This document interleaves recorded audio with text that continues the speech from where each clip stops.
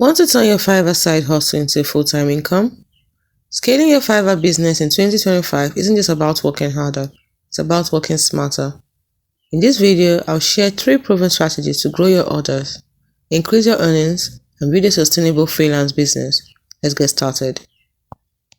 First, specialize in a high-demand niche.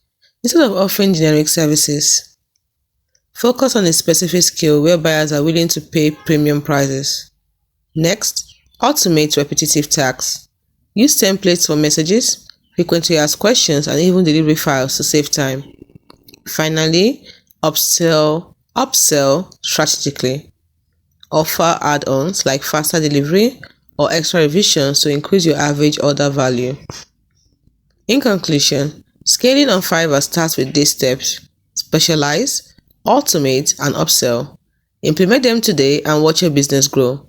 If you found this helpful, hit the like, subscribe, and let me know in the comments which strategy you try first. See you in the next video.